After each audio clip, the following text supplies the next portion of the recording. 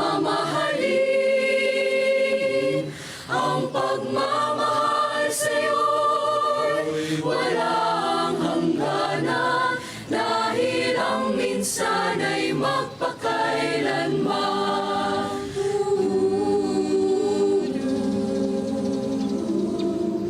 Minsan lamang sa buhay ko ang isang katulad mo.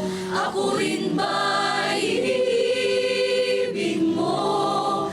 Dinggin, puso'y sumasamo, sinusumpa sa'yo, ikaw ang tanging dalangin ko.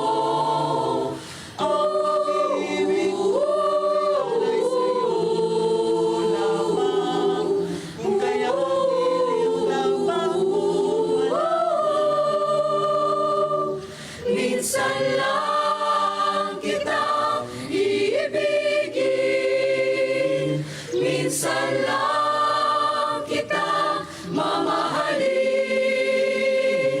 Ang pagmamahal sa'yo'y walang hangganan, dahil ang minsan ay magpakailanman.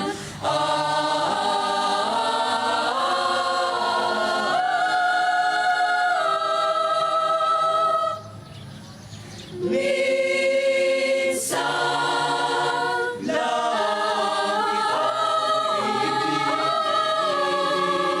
Minsan mamahalin. Ang pagmamahal sa'yo'y walang hangganan,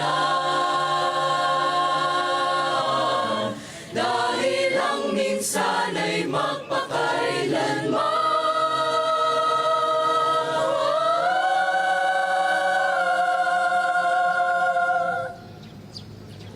Dahil ang minsan ay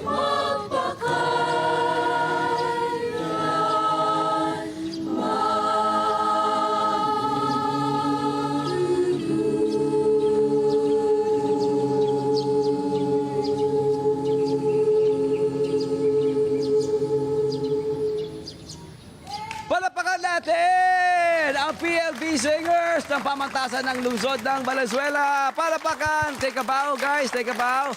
Ayan.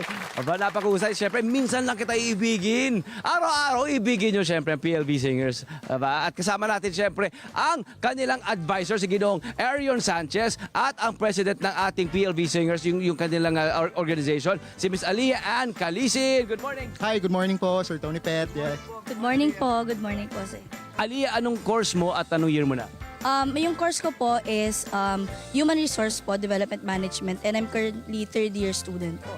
At presidente na ng ating organization, ng PLB Singers. Sir, kailan po ba na itatag ang PLB Singers? Gano'n na ito katagal? Well, it started noong 2010. So it's in its 14th year, and since then marami na pong students, marami ng batches ang dumaan sa PLVS. Ngayon po, ilan po ang members nila?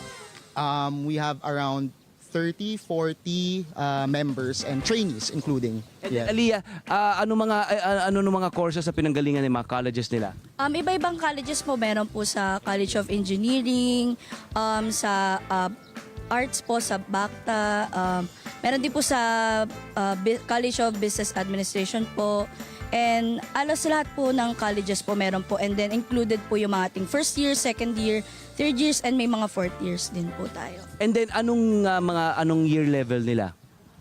Ayun po, consist po yung mga yan ng from first year to fourth year po.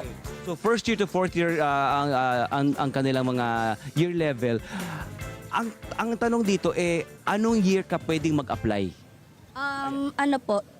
Regarding naman po dyan, first year po, pwede pong mag-audition po. Hanggang mag-graduate? Yes po, fourth year po. Sir, gaano po ba kadalas ang inyong ginagawang rehearsal, ang inyong training? Well, we usually rehearse twice a week, Mondays, Fridays.